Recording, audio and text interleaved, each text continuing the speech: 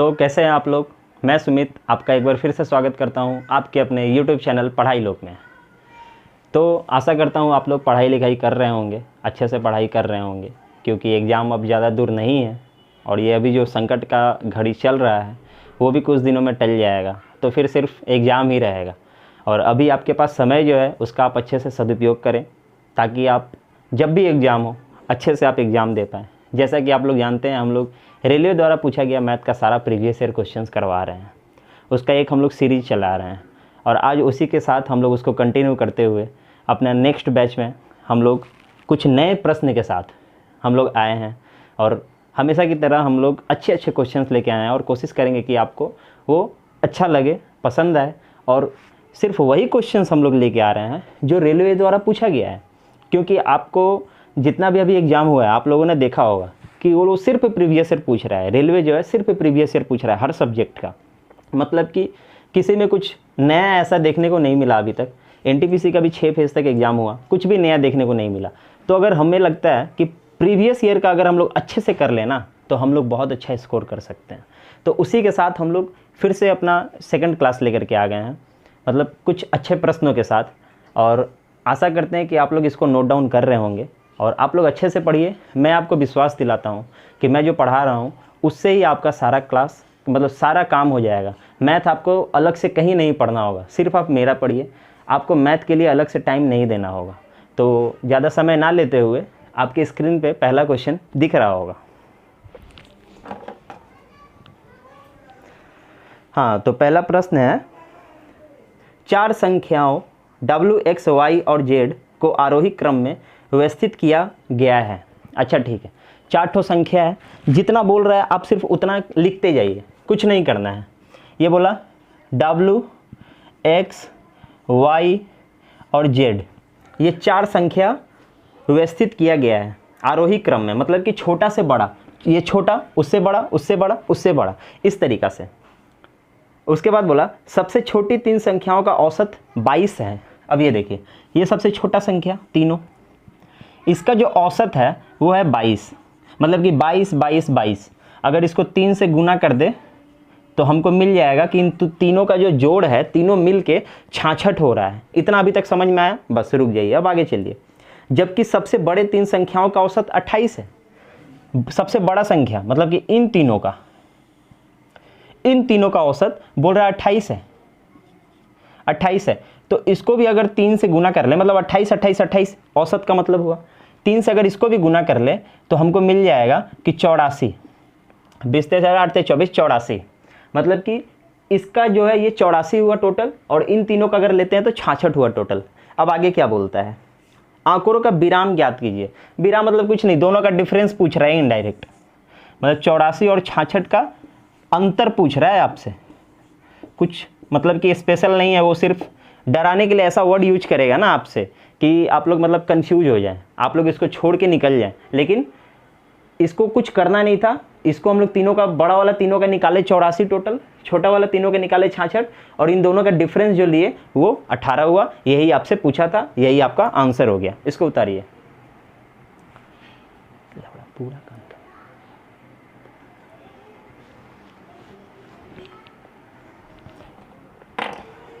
आप लोग वीडियो रोक के इसको लिख लीजिएगा। वैसे भी सब अभी घर में होंगे, पढ़ाई लिखाई करिए अच्छे से पढ़ लेंगे तो सब कुछ होने वाला है, नहीं पढ़ेंगे तो कुछ नहीं होने वाला, ये भी आप जान लीजिए अच्छे से। अगला प्रश्न क्या कहता है, देखिए। सुहृद के पास कपड़े का 5 से ही 3/4 मीटर भाग है। 5 से ही 3/4, इसको सीधा 5 से ही 3/4, मतलब 5 × 20 = 23, 23/4 मीटर भाग है। ठीक है, इतना भाग कपड़ा है सुहृद के पास। उसका बोल रहा है इसमें से 3 से 1/2 मीटर लंबाई के यथासंभव भाग को काटने के बाद मूल कपड़े का कितना मीटर बचेगा। कुछ नहीं, काटा कितना, 3 से 1/2 3.5, मतलब 3 × 6 = 7, मतलब 7/2 इसमें से काट लिया। मान लीजिए ना मेरे पास 10 रुपया था, 2 रुपये काट लिया कोई, तो कितना बचा पूछ रहा है, तो 8 रुपया। कैसे, तो इससे इसको माइनस कर देंगे। कुछ नहीं, यहाँ से 7/2 घटा दीजिए, ये 4 है ना, दोनों ऊपर नीचे 2 से गुना कर दिए, डायरेक्ट बनाइए। ये आपका हो गया 14/4। ये आपका 14/4, तो 23 से 14 घटाइए, 23 से 14 घटाएंगे तो 9 और नीचे 4 है, यही आपका आंसर। इसको मतलब कि तोड़ा ओड़ा है, इसको लिख दिया 2 सही 1/4 मीटर, यही आपका आंसर। इस तरीक़े से इसको बनाना है आपको, मतलब कि दूसरा कोई भी टेक्निक नहीं यूज करना है, जैसे सवाल बोल रहे हो वैसे आप बनाते चलिए, इसी तरीके से आपको बनाना है। इसको उतार लीजिए।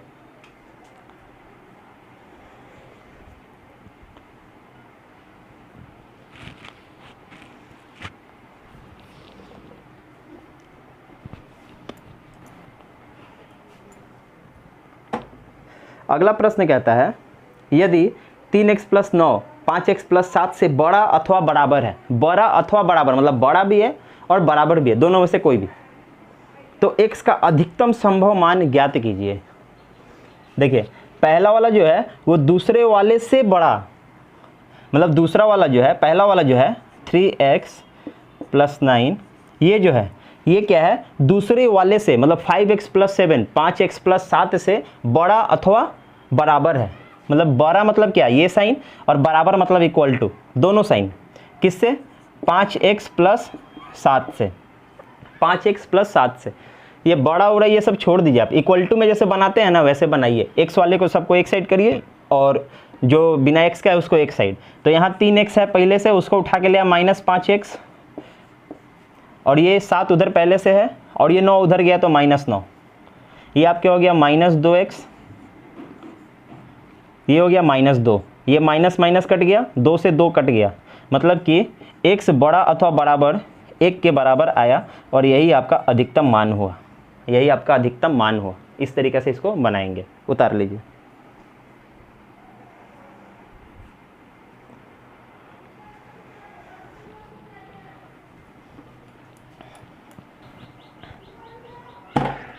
अगला सवाल क्या कहता है, एक टैंक में 2 प्रवेश पाइप हैं, एक टैंक है जिसमें 2 प्रवेश पाइप हैं, जिसमें क्रमशः 4 घंटे और 6 घंटे में उसे पूरा भरा जा सकता है। अच्छा ठीक है, मान लेते हैं एक ठो है ए, एक ठो है बी प्रवेश पाइप, ये बोला ये 4 घंटे में भर सकता है, ये 6 घंटे में भर सकता है। ठीक है, अब देखिए एक निकासी पाइप से पूरे टैंक को 8 घंटे में खाली किया जा सकता है। एक निकासी पाइप है जो खाली करता है, ये 8 घंटे में पूरा टंकी को खाली कर सकता है। दोनों प्रवेश पाइप को 1 घंटे के लिए खोलकर बंद कर दिया जाता है, मतलब पहले इन दोनों को चालू करेंगे और 1 घंटा के बाद उसको बंद कर देंगे। फिर बोल रहा है उसके बाद तीनों पाइप को साथ में खोला जाता है, मतलब कि 1 घंटा पहले ये दोनों काम करेगा और 1 घंटा के बाद क्या होगा ना, इसको भी ऐड कर देंगे, मतलब तीनों मिल के काम करेगा, मतलब ये 2 को भरेगा और ये खाली करेगा 1 घंटा के बाद। उसके बाद पूछा जा रहा है उसके बाद तीनों पाइपों को साथ खोला जाता है, टैंक का शेष भाग डैश घंटे में भरा जा सकता है। शेष भाग मतलब कि पहले टोटल काम कितना है निकालिए। टोटल काम कैसे निकालते हैं, इसके एलसीएम लेते हैं, तीनों का एलसीएम लेंगे तो 8 3 24, ये हुआ एलसीएम। 4 से किए 24 को 6 बार में, 6 से किए 24 को 4 बार में, 8 से किए 24 को 3 बार में, ये निकला एफिशिएंसी। मतलब ए जो है हर घंटे 6 यूनिट भरता है, बी हर घंटे 4 यूनिट भरता है और सी हर घंटे 3 यूनिट खाली करता है। तो अब देखिए क्वेश्चन में क्या बोला कि पहला घंटा इन दोनों को चालू किया गया है, तो इन दोनों का मतलब 6 और 4 10, मतलब पहला घंटा में ये लोग कितना भर दिया, 10 भर दिया। हम लोग बोल सकते हैं कि पहला घंटा में ये लोग 6 + 4 मतलब 10 यूनिट तो भर दिया, 10 यूनिट तो भर दिया 1 घंटा में, मतलब 24 तो टोटल काम ही था, 10 ये लोग भर दिया तो बचा कितना काम है, 14 बचा है। अब क्या होगा कि अब ये तीनों चालू होगा, मतलब 6 से ये भरेगा, 4 से ये भरेगा, 3 से ये खाली करेगा, तो 6 4 10, ये दोनों भर रहा है मिल के 10 और ये 3 से खाली करेगा मतलब कि 7, मतलब ये दोनों मिल के, मतलब ये तो भरेगा दोनों मिल के और ये क्या करेगा, खाली करेगा 3 से, मतलब 6 4 10 और -3 मतलब 7 और 14 काम बचा हुआ है। तो 14 काम बचा हुआ है और 7 से भर रहा है, तो कितने घंटे लगेंगे, 2 घंटे लगेंगे। अब आंसर में देखिए गलती क्या होगा, 1 घंटे पहले काम किया है, 2 घंटा अभी काम किया है। अगर क्वेश्चन में पूछा रहता टंकी को पूरा भरने में कितना समय लगेगा, तो 1 घंटा + 2 घंटा 3 घंटा, लेकिन अभी क्वेश्चन में आपका पूछा है कि शेष भाग भरने में कितना समय लगेगा। तो ये जो 10 यूनिट भर गया है इसको छोड़ दीजिए, इसका बात कर रहा है, तो शेष भाग हमारा 14 था, तो 14 भरने में कितना समय लगेगा, तो 7 से भर रहा है तो 2 घंटा, तो आंसर होगा 2 घंटा।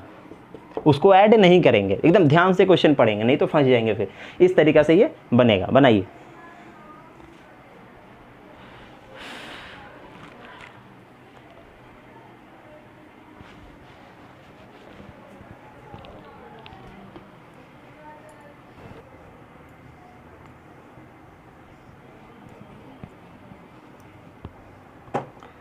अगला प्रश्न है, किसी वस्तु की 5% एवं 10% के लाभ पर बिक्री का अंतर 30 रुपये का है। उस वस्तु का लागत मूल्य कितना होगा? कुछ नहीं है। 5% और 10%, ये जो है, चलिए इसको ऐसे लिखते हैं, 10% और 5% का अंतर दिया हुआ है 30 रुपया। 30 रुपया, ठीक है, 30 रुपया। 10% और 5% का अंतर दिया हुआ है 30 रुपया। तो कोई भी चीज़ हम लोग जो खरीदते हैं, कॉस्ट प्राइस जो होता है वो 100% के बराबर होता है, ये तो पता होगा। कोई भी चीज़ हम खरीद रहे हैं, हम 10 रुपये का खरीद रहे हैं तो वो मेरा 100% है। मान लीजिए पेन हम 20 रुपये में खरीदे तो ये 20 रुपये जो है इसके लिए ये 100% के बराबर होता है। तो ये 30 जो है वो कितना का बराबर हुआ? 5% के बराबर। ये 30 रुपया जो है ये 5% के बराबर हुआ, अंतर है, 10 और 5 का अंतर है, तब ये 5% के बराबर हुआ, परसेंट। इसका कॉस्ट लागत मूल्य निकालना है। क्या? लागत मूल्य निकालना है। तो लागत मूल्य कितना होता है? 100% होता है। ये परसेंटेज से परसेंटेज कट गया, ये लिखते ही नहीं है अपने, हम समझाने के लिए लिख दिए। इसको काटे 6 बार में और 100 से गुना किए, लिख दिए कि 600 आंसर, मतलब 600 रुपये का लागत मूल्य, मतलब इतना में खरीदे थे। इस तरीके से इसको बनाइएगा। बोलिएगा बहुत आसान सवाल है, लेकिन यही आसान सवाल रेलवे पूछ रहा है और नौकरी किसी का हो नहीं रहा है। आप लोग इसको मतलब कम मत समझिए, सब सवाल इम्पॉर्टेंट है। इसको आप अच्छे से बनाइए। 1-2 बार अगर प्रैक्टिस करना पड़े, हालांकि पड़ेगा नहीं, लेकिन अगर प्रैक्टिस करना भी पड़े ना तो इसको बनाइए। ये मत सोचिए कि ये छोटा सवाल है, रेलवे पूछ रहा है तो छोटा सवाल नहीं है। आप इसको उतार लीजिए।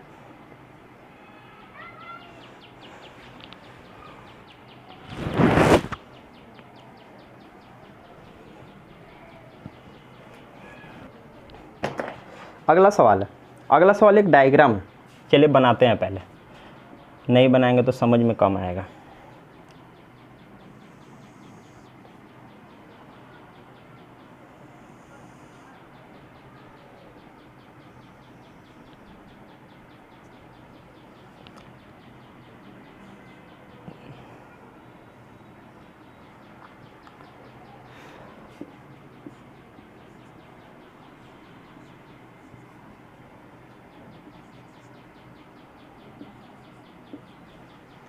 तो ये आपका डायग्राम दिया हुआ है और पूछ रहा है कि निम्न आकृति में दर्शाए गए चतुर्भुज का क्षेत्रफल ज्ञात करें।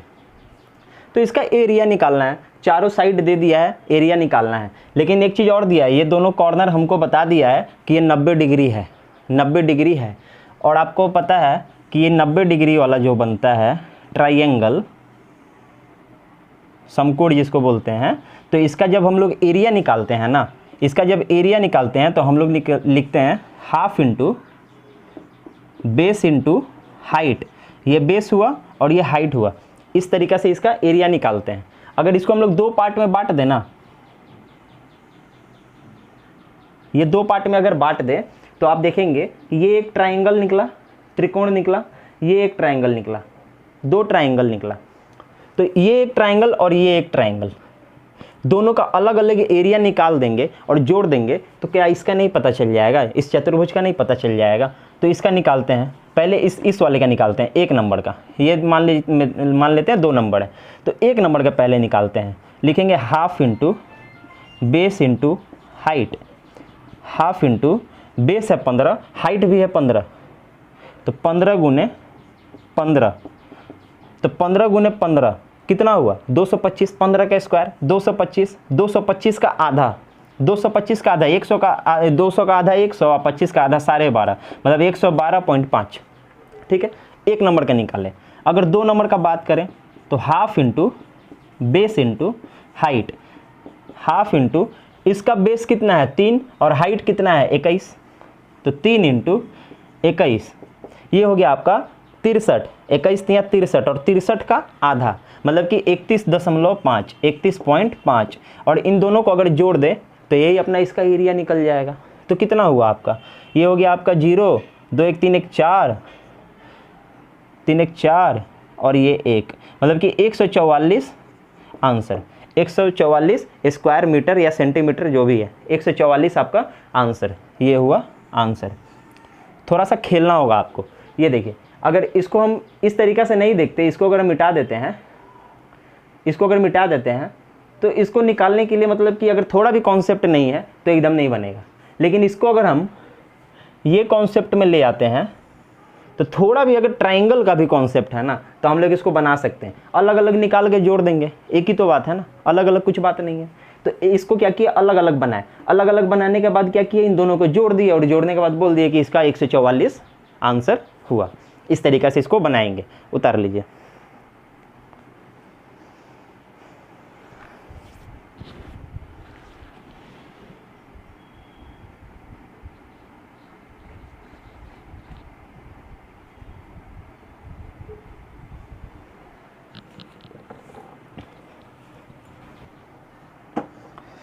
अगला प्रश्न है, निखिल और दीबू एक कार्य को क्रमशः 30 और 40 दिनों में पूरा कर सकते हैं। ठीक है, दो बंदे हैं, निखिल और दीबू। ये बोला 30 दिन में कार्य कर सकता है, ये बोला 40 दिन में कार्य कर सकता है।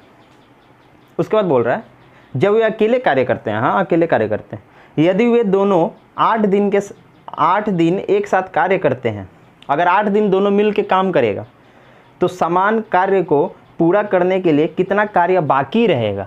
अगर 8 दिन ये लोग काम कर ले तो कितना काम बाकी रहेगा। पहले इसका टोटल काम निकालेंगे। टोटल काम वही एलसीएम।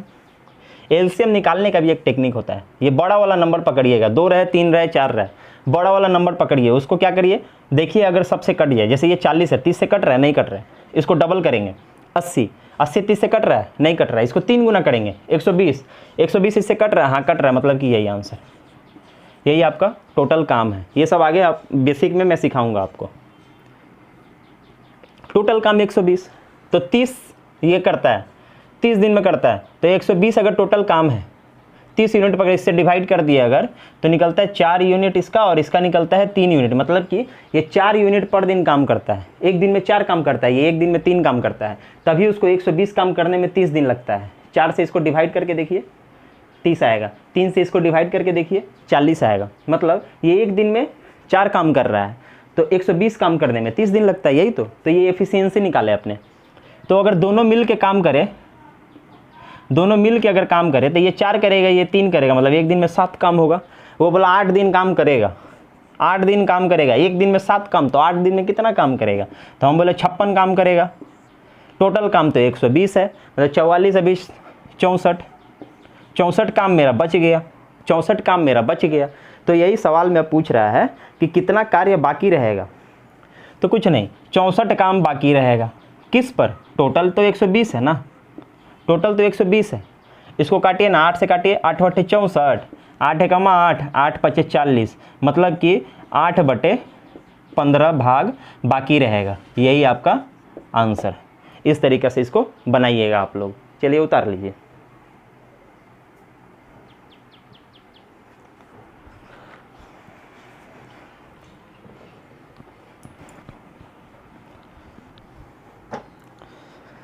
अगला प्रश्न है, 5 सेब और 9 संतरों का कुल लागत 57 रुपया है। मतलब 5 सेब और 9 संतरा लिए, उसका 57 रुपये में मेरे को मिला, और 9 सेब और 5 संतरा का कुल लागत 69 रुपया है। ठीक है, कोई बात नहीं।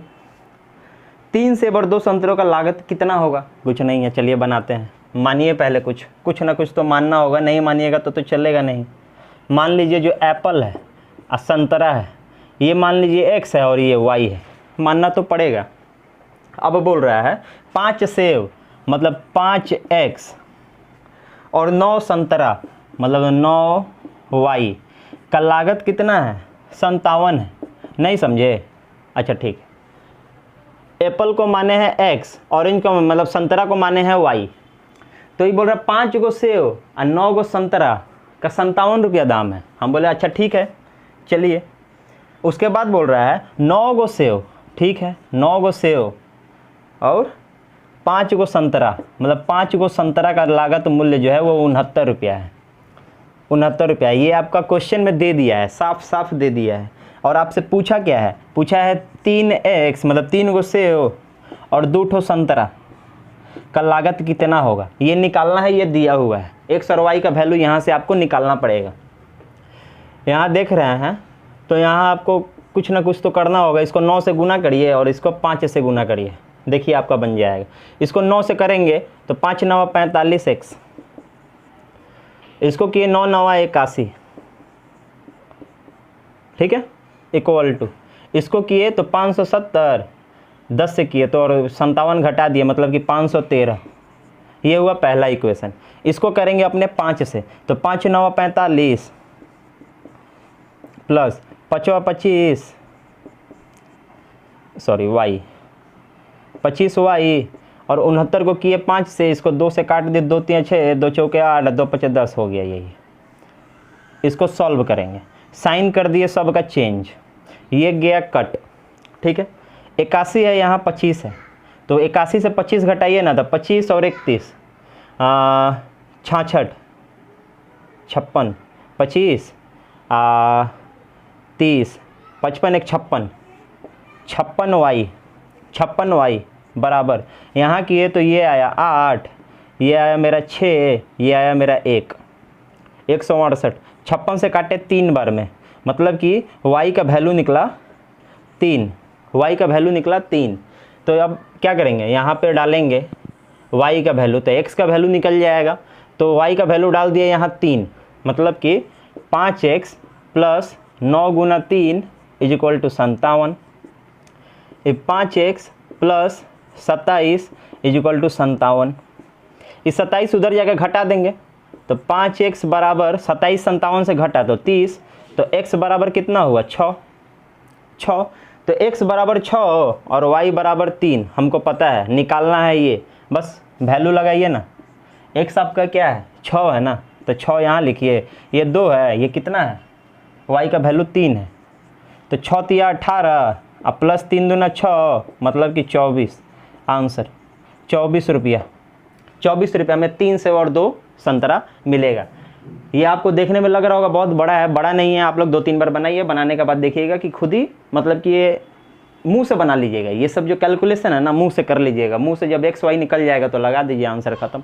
इसी तरीक़े से बनेगा। रेलवे का पूछा हुआ सवाल है, मतलब बनेगा ये 30 सेकंड 40 सेकंड के भीतर बनेगा ही बनेगा, कोई उपाय नहीं है इसका। मतलब अभी जिसको नहीं समझ में आया उसके लिए हम पूरा कैलकुलेशन किए हैं, लेकिन इसको अगर आप एक बार समझ जाएंगे तो मुंह से बना के निकल जाएंगे और आंसर बता देंगे। उतार लीजिए।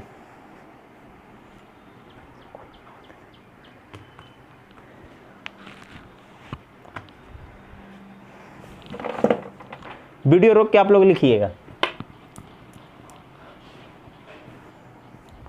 अगला सवाल है,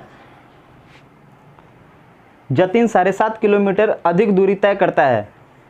अच्छा, यदि वह प्रति घंटे 4 किलोमीटर के बजाय 9 किलोमीटर से चलता है, यह भी बात बहुत बढ़िया। उसके द्वारा तय की गई दूरी वास्तव में किलोमीटर में क्या है? ये देखिए, वो बोला है कि 7.5 किलोमीटर अधिक चलता है। हम बोले अच्छा ठीक है, चलिए 7.5 किलोमीटर अधिक चला। हम बोले अच्छा ठीक है चला, लेकिन उसका तो स्पीड भी ज़्यादा हो गया। वो बोल रहा है 4 के बजाय 9 से चलने लगा। मतलब कितना ज़्यादा चलने लगा? वो 5 से ज़्यादा चलने लगा। 5 का स्पीड बढ़ गया तो ये डिस्टेंस भी बढ़ गया। 5 का स्पीड बढ़ा तो डिस्टेंस भी बढ़ गया। इससे निकालेंगे तो 1 यूनिट का हमको वैल्यू निकल जाएगा। इससे काटे तो 5 एकम 5 पॉइंट 25, मतलब कि 1 यूनिट बराबर हुआ 1.5 का। और वो बोल रहा है 4 के बजाय 9 से चल गया, मतलब कि अगर 4 से चलता तो एकदम जगह पे पहुंचता, वास्तविक दूरी पे पहुंचता। तो 1 का मतलब 1.5 है, तो 4 का मतलब कितना है? तो 1.5 से 4 को गुना कर दिए, 6 किलोमीटर आंसर। यही तो पूछा था। क्वेश्चन अगर समझ गए तो बनेगा, नहीं समझ गए तो नहीं बनेगा। तो आप क्वेश्चन खाली समझने का कोशिश करिए, बनाना कोई बड़ा बात नहीं है। आप लोग इसको उतारिए।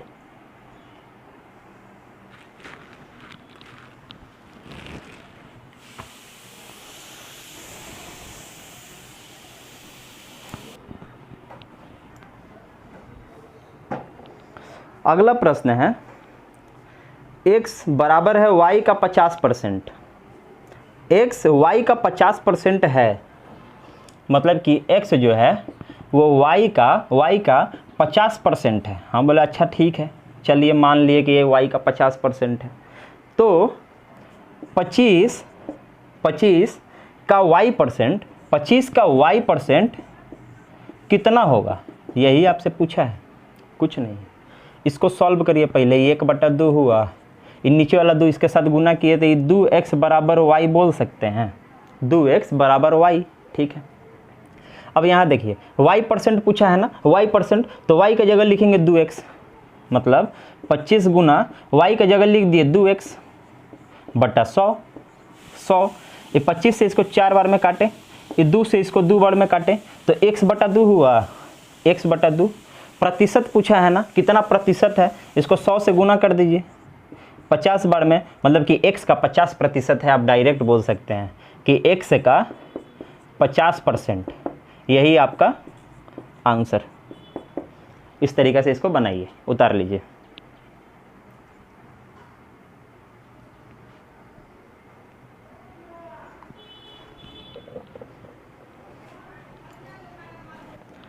अगला प्रश्न है, किसी संख्या का 108% 189 है, वो संख्या क्या है? अरे कुछ नहीं, देखिए क्या बोला है, 189 जो है ना, ये बोल रहा है 108% है, 108% है। वो संख्या क्या है, हमको 100 के बराबर निकालना है। कोई भी संख्या 100% होता है, उससे ज़्यादा आपको कुछ करना नहीं था, बस इसको काट दीजिए और आंसर आ गया। काटने आना चाहिए, देख के नंबर समझ में आ जाएगा कि 9 से कट रहा है। 9 एकम 9 और 9 दूना 18, और 9 दूना 18, 9 एकम 9, 3 से काटे 4 बार में, 3 से काटे 7 बार में, 4 से काटे 25 बार में, 25 सत्ते 175 एक बार में बोलिएगा और आंसर दे दीजिए। कुछ एक्स्ट्रा नहीं करना है, जितना है उतना करिए, उतना में ही आपका आंसर निकल जाएगा। एक्स्ट्रा करने का कोशिश मत करिए। उतार लीजिए।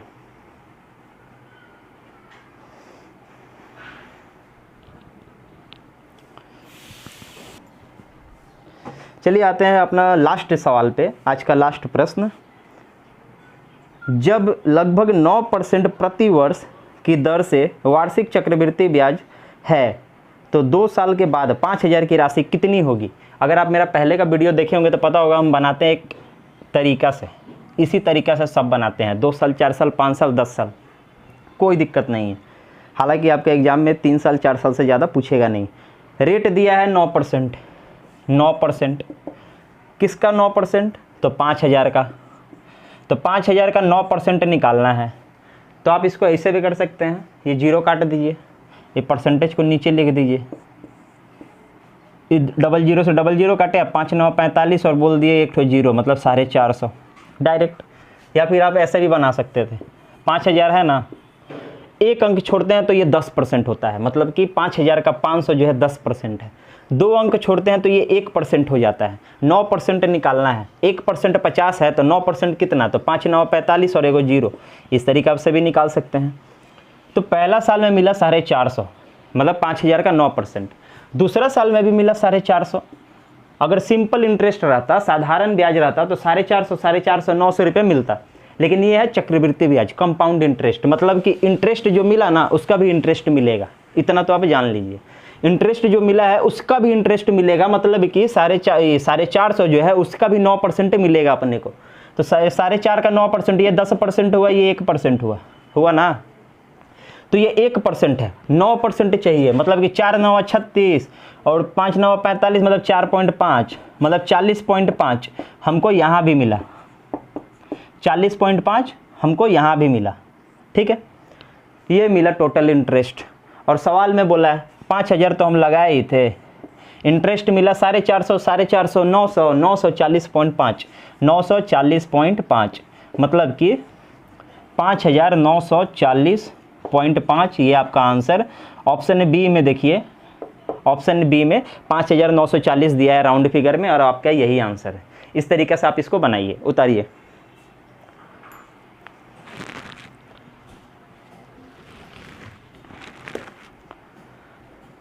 आशा करते हैं आपको आज का वीडियो पसंद आया होगा। अगर पसंद आया हो तो चैनल को सब्सक्राइब करें और अपने दोस्तों के साथ शेयर करें वीडियो को, और लाइक करना ना भूलें। और आप लोग बेफिक्र रहिए, हम लोग आपके लिए मेहनत कर रहे हैं, दिन रात मेहनत कर रहे हैं, लगे हुए हैं। आप लोग का कुछ अच्छा करने के चक्कर में हम लोग लगे हुए हैं। तो आप लोग भी अपना सपोर्ट बनाया हमारे साथ। तब तक के लिए जय हिंद, जय भारत।